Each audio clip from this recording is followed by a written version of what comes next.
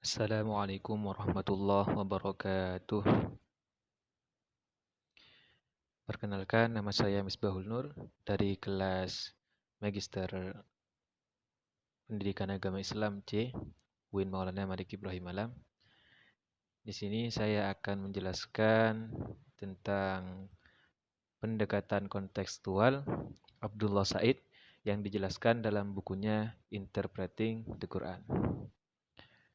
Sebelumnya kita kenalan dulu dengan Abdullah Said. Nah, Profil Abdullah Said. Abdullah Said merupakan intelektual muslim yang berkebangsaan Oman. Lahir di Maldives pada tanggal 25 September 1964.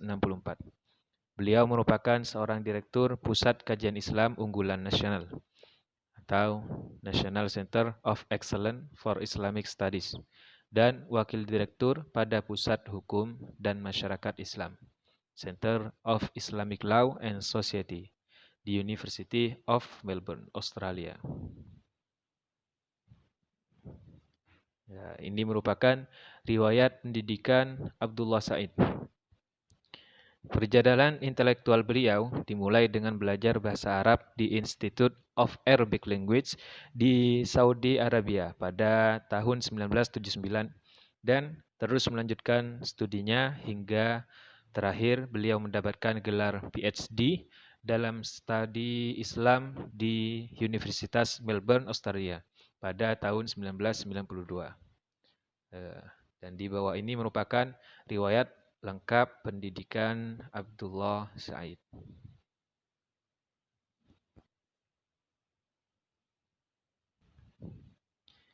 Baiklah, kita masuk kepada isi bukunya, yakni pada bab yang pertama dijelaskan bahwa buku ini membahas tentang interpretasi terhadap salah satu jenis tertentu dari teks Al-Quran, teks yang dianggap sebagai sumber etika atau hukum, yang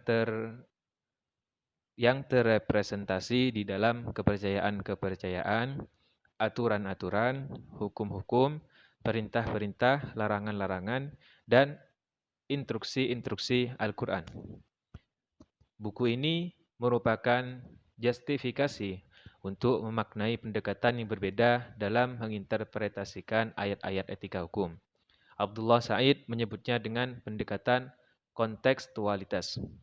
Argumennya mengarah kepada pendekatan yang lebih fleksibel untuk menginterpretasikan ayat-ayat ini dengan memperhatikan sosiohistoris Al-Quran pada masa revelasi pada abad ke-7.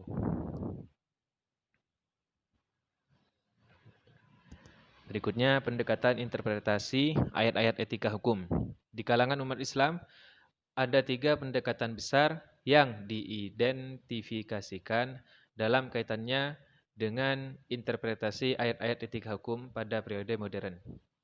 Yakni yang pertama ada kelompok tekstualis, yaitu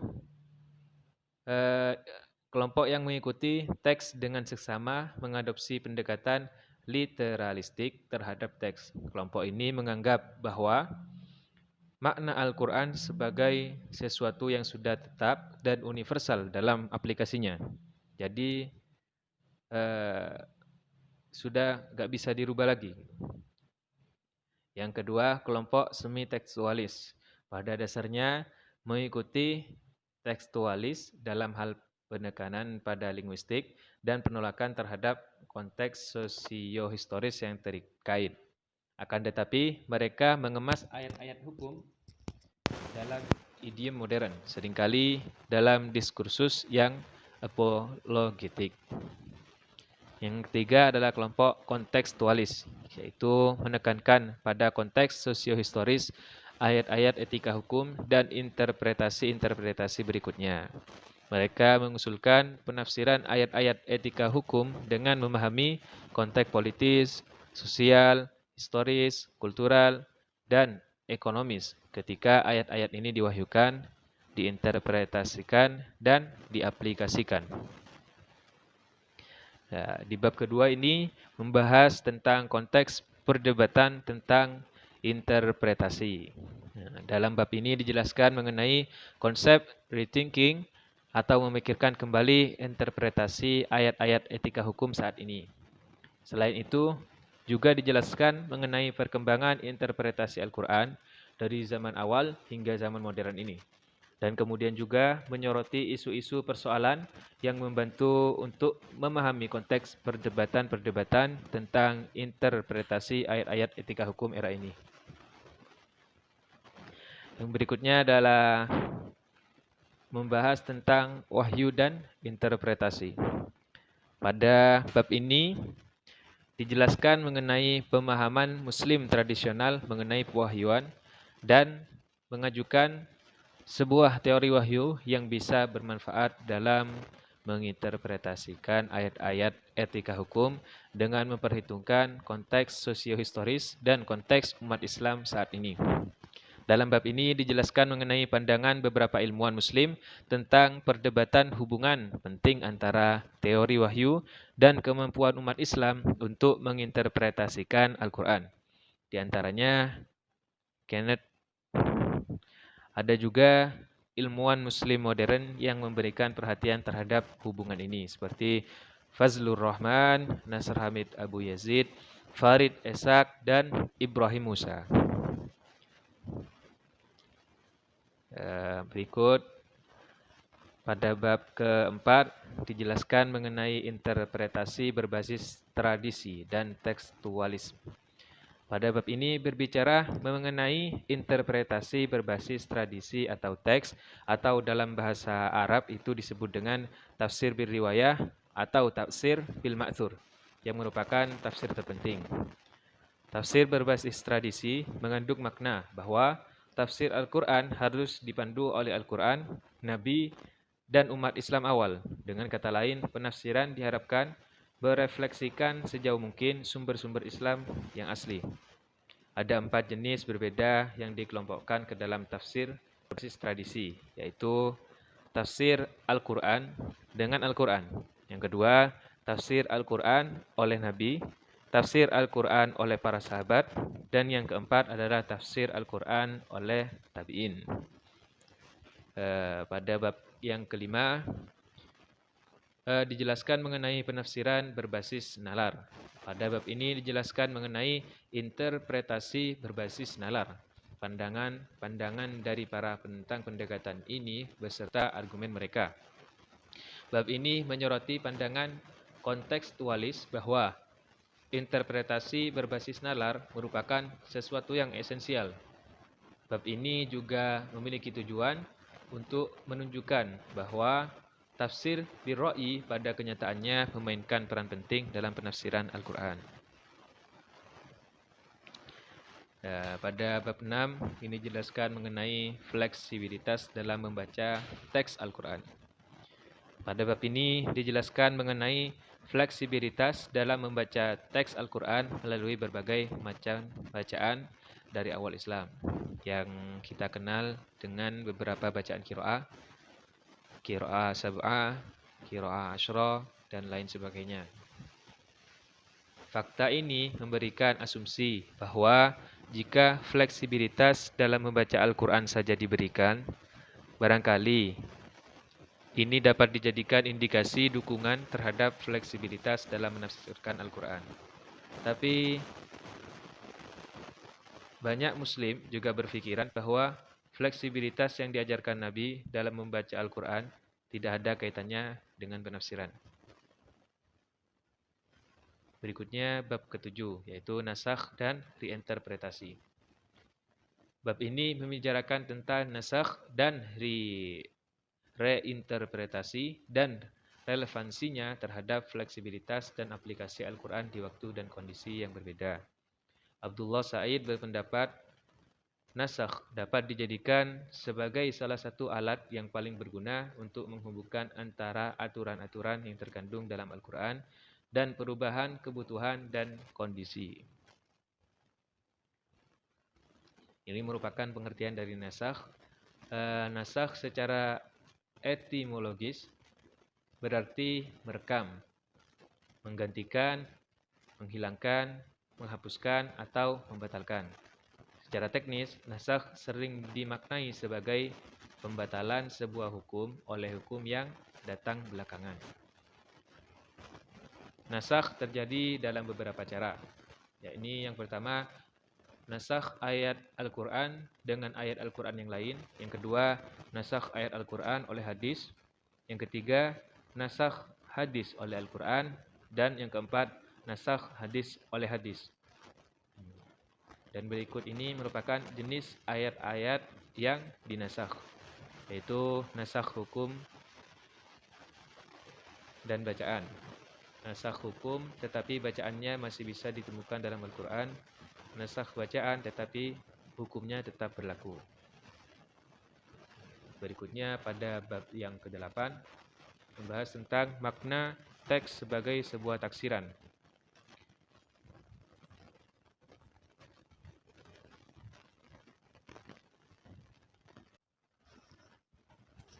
Beberapa ulama Al-Quran klasik telah berupaya melakukan penggolongan ayat-ayat Al-Quran. Contohnya, Tobari misalnya telah menggolongkan Al-Quran berdasarkan otoritas untuk menafsirkan. Golongan tersebut yaitu yang pertama adalah ayat yang hanya bisa ditafsirkan secara langsung atau tidak langsung oleh Nabi. Yang kedua, ayat-ayat yang tafsirnya hanya diketahui oleh Allah Subhanahu wa taala. Dan yang ketiga, ayat yang penafsirannya terbuka bagi siapa saja yang menguasai bahasa Arab. Berdasarkan ayat Al-Quran berdasarkan derajat perkiraan atau tafsiran maknanya jadi 4, yakni ayat teks yang membicarakan tentang yang gaib atau disebut dengan ayat teologis. Yang kedua, teks yang berorientasi historis atau ayat-ayat kisah. Yang ketiga, ayat perumpamaan atau amsal. Dan yang keempat adalah teks yang berorientasi praktis.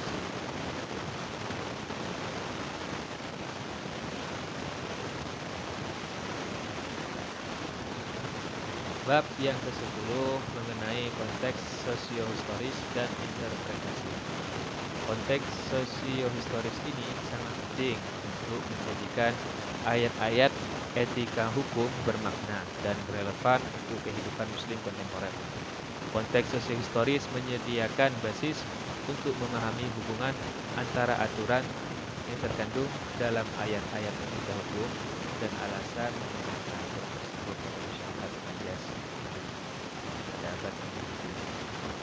Umar Al-Ghazali, salah satu tokoh pemikiran tafsir, percaya bahwa umat Islam beberapa abad pertama setelah kelahiran Islam telah menggeser perhatian mereka dari merefleksikan kitab suci kepada melantunkan, memperindah bacaan, dan fokus pada mekanisme atau cara baca Al-Quran saja. Fokus ini telah menggiring kegiatan membaca Al-Quran sekarang ini hanya memiliki tujuan mencari berkah.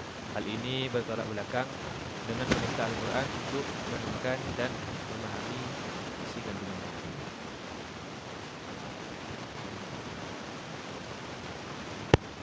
Konteks sosiohistoris Al-Quran pada masa Islam dan Islam awal itu tidak bisa diartikan. Untuk memahami konteks ini, seseorang membutuhkan pengetahuan akan kehidupan Nabi secara detail, baik itu di Mekah maupun di Madinah. Hal-hal yang harus diketahui diantaranya mengenai iklim sosial, ekonomi, politik dan hukum, norma, adat, kebiasaan, intuisi, dan nilai yang berlaku di wilayah tersebut, khususnya Hijaz.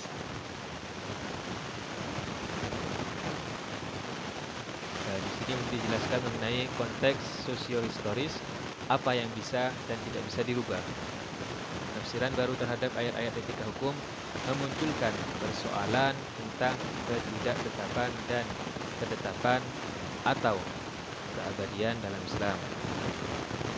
Salah satu perdebatan muncul antara muamalat dan ibadat. Yang pertama dipandang sebagai bisa dirubah, sedangkan yang kedua tidak bisa dirubah. Jadi mengenai muamalat itu dapat dirubah, sedangkan ibadat itu sudah abadi, tidak bisa dirubah lagi. Anggapan ini didasarkan kepada pandangan bahwa aturan yang berkaitan dengan ibadah merupakan ketetapan dari Allah dan Nabi. Tidak ada manusia yang dapat merubah kecuali Nabi. Berbeda dengan muamalat yang didasarkan kepada kebiasaan atau praktek lokal, dan karenanya itu tidak abadi dan dapat dirubah. Yang berikutnya adalah ayat-ayat etika, hukum, dan hierarki nilai. Abdullah Said mengkategorikan hierarki nilai yang terkandung dalam amal sholih sebagai berikut ini. Ada 4 hierarki nilai. Yang pertama itu nilai-nilai yang bersifat kewajiban. Dan nilai kewajiban di sini memiliki subkategori. Yang pertama adalah nilai-nilai yang berhubungan dengan sistem kepercayaan. Yang kedua, nilai-nilai yang berhubungan dengan praktek ibadah. Yang ketiga, sesuatu yang halal dan haram yang disebutkan secara tegas dan jelas dalam Al-Quran dan tidak menghiraukan perubahan kondisi. Yang kedua adalah nilai fundamental, misalnya perlindungan terhadap nyawa, keluarga, atau harta. Yang ketiga, nilai-nilai proteksional merupakan undang-undang bagi nilai fundamental. Fungsinya adalah memelihara keberlangsungan nilai fundamental.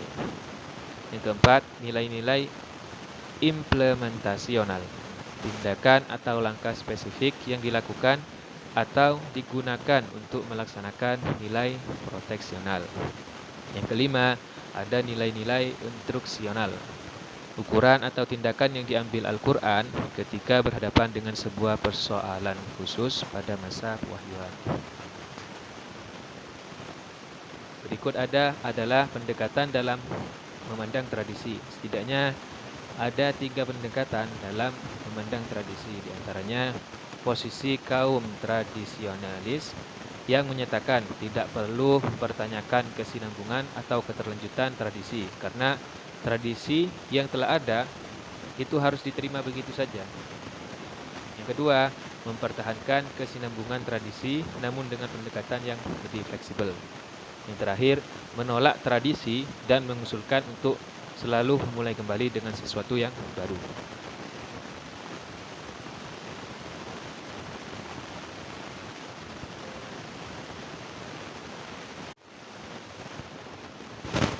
Ya, pada bab berikutnya menjelaskan mengenai elemen kerangka kerja. Di sini ada 4 tahap yang harus dilakukan. Yang pertama adalah perjumpaan dengan dunia teks.